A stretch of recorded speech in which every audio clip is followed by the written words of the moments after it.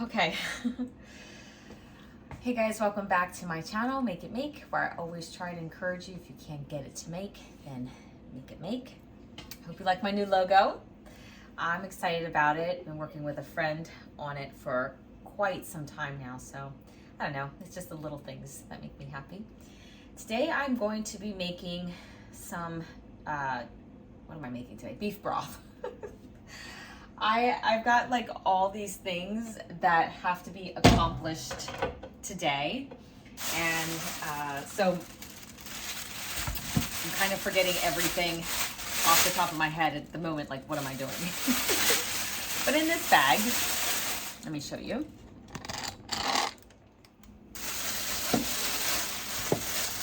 I've got some beautiful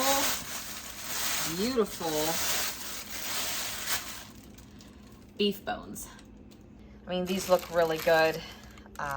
Very happy with them. I mean, look at the marrow in that one. I'm really gonna take my time making this broth today. I'm in desperate need of some beef broth. So all of this looks really good and delicious. I'm gonna take this stock pot that I have here, my canner, and start putting the bones in it and fill it up with water. I'll show you a shot of that then. But I just wanted to tell you where I got my bones. Melissa gave them to me. My camera's kind of crooked. And if you don't remember Melissa, she did one of the pantry tours with me, and I think they got their cow butchered, or a cow butchered. And I said, hey, I know you've got some beef bones. Would you be willing to trade them with me? And she's like, sure. So this broth that I'm making is actually going to be for the spaghetti soup that should be coming very, very soon. I'm hoping that when you see this video, it'll be the next video that's in the queue. So she was so sweet, and absolutely, I will make her some spaghetti soup. She said pretty much anything that could help her make a fast meal that she could just pretty much open a jar and dump and have her kids fed would be very helpful to her. So that is what I'm going to do. And I love that. I love a good barter. It helps me and it helps her at the same time.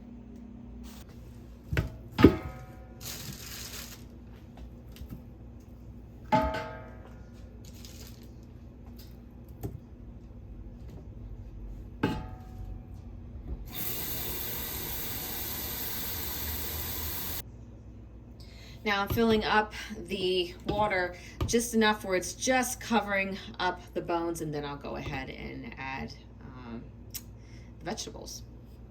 Now, as far as the vegetables go for the beef broth, I'm gonna keep it really simple, kind of like I always do. I've got a variety of onions. I always like to put a variety in my broths. So I've got sweet onions, I've got Spanish onions, cooking onions, white onions. I don't know. For some reason in my mind, I feel like the more variety, the more depth the broth tastes. It has more depth to it, is what I should say. So I am just giving this a very, very rough chop.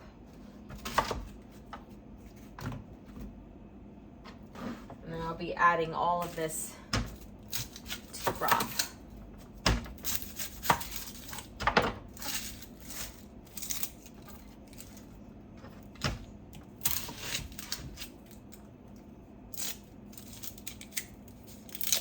I guess technically you could just leave that in there since I'm going to take it out anyway, but I don't know, I've always just taken it off.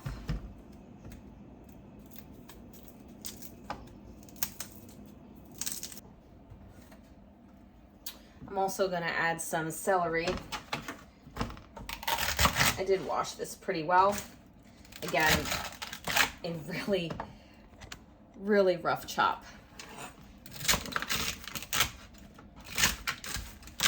I just love making broth.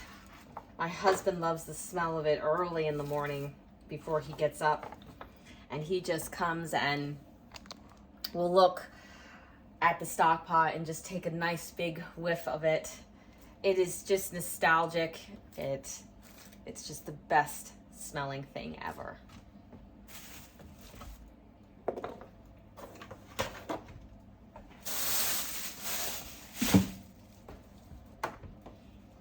Going to bring the stock over here and give you guys a close-up.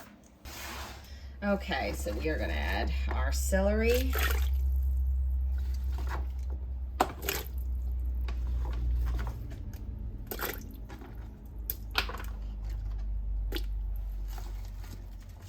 And the combination of onions.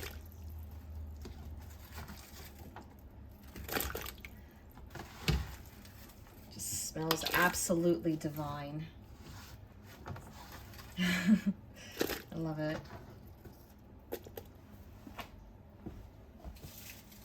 And I like to add garlic halves to it, about 3 of them.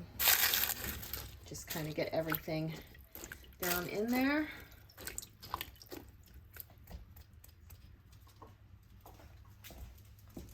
And then lastly, I'm going to put in a 1/4 cup of apple cider vinegar.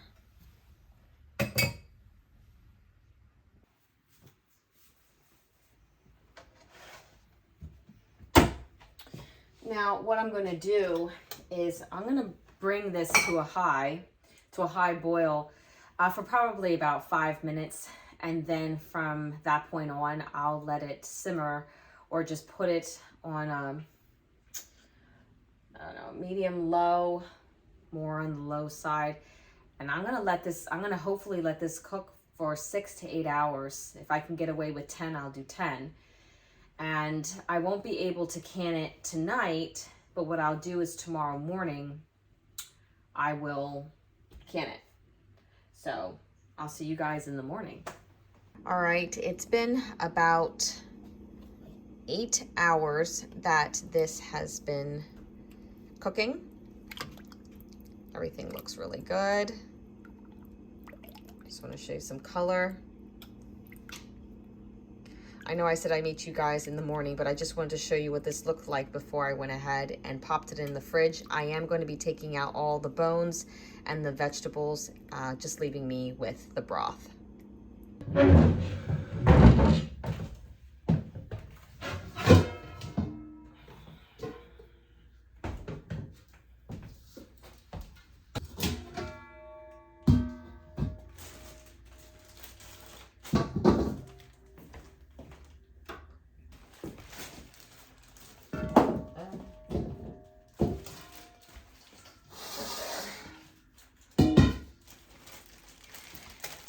Good morning.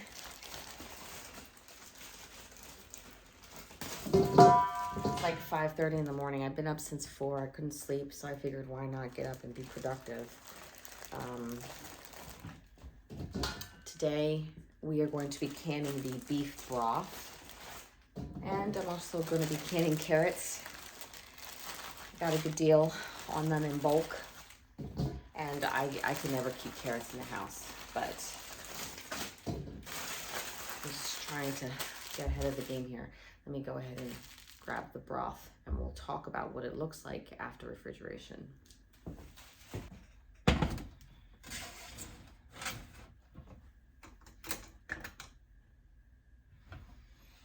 Okay, so we have our beef broth here, and this is what it looks like from sitting in the refrigerator all night. The fat is going to solidify, and what you can do if you want to try to make it a low fat broth, you can, skim this off, take it off and discard it to do that. But I'm not going to. I like a full fat broth, so I'm just going to keep it in here. So I'm going to warm this broth up just until the fat melts down back into the broth again, and then I'm going to put it in room temperature jars.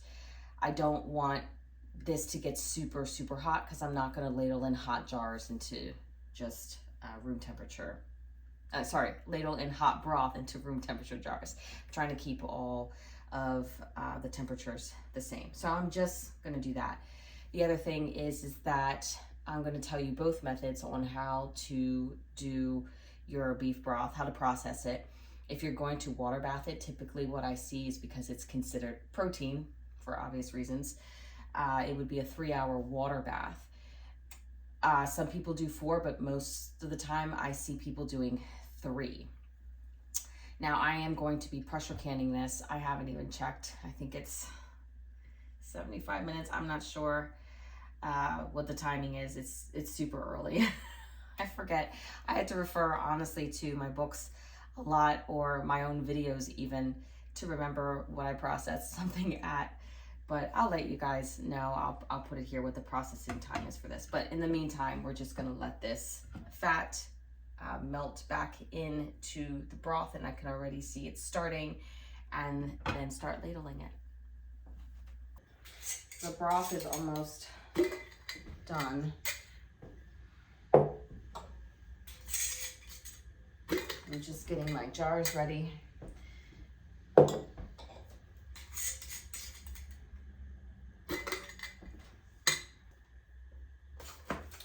I'm actually going to be switching out these lids.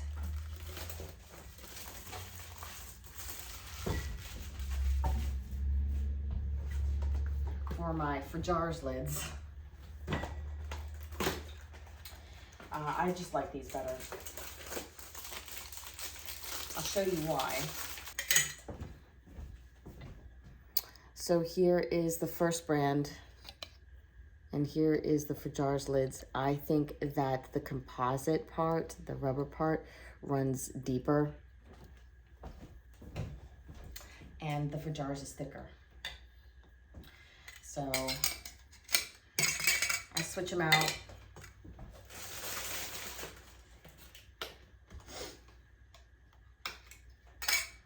I like them way better.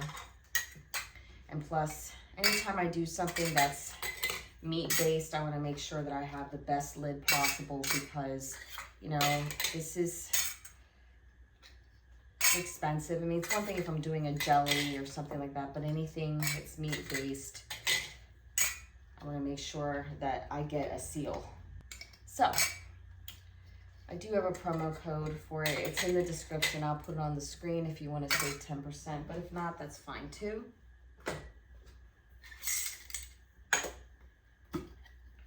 Here we have the broth again. No bones, no vegetables. The fat is melted down, and it's just barely warm here, and we're going to start ladling it into our jars. It's just easier if I use the container. And I'm leaving 1 inch of head space.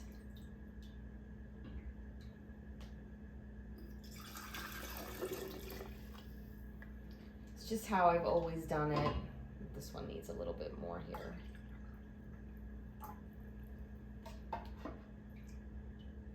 I think you can get away with a 1/2 inch, but I've always left 1 inch of head space for my broth.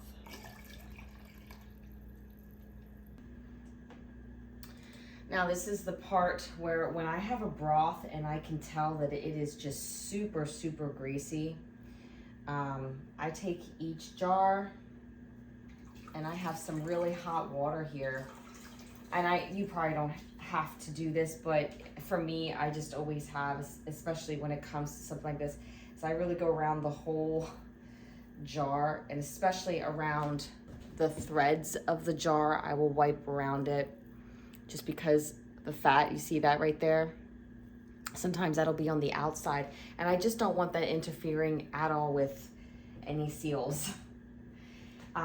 May not make sense to you, but in my mind, I feel better about it.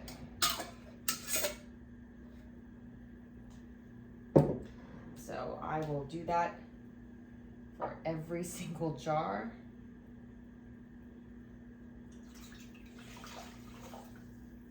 Just an extra step, just to make sure I good seal. Because to me, it's so disappointing when you do all this work and you don't get a good seal or something happens. And every once in a while in my canning journey, I will get one that doesn't seal, and for some reason it always happens with a meat-based product. So this is why I kind of go through these lengths of caution because of that. Okay, I'm really happy with the amount I got. I got 8 quarts, which is wonderful. I am going to put in 3 quarts of water. That's typically what I put in for my pressure canner.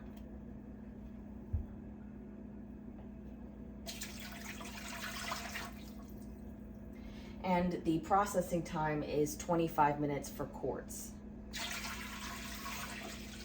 I'm so used to, you know, canning meat that I'm thinking my timing had to be like, you know, the typical 90 minutes and stuff, but glad I went back and checked because it's 25 minutes for quarts and it is 20 minutes for pints.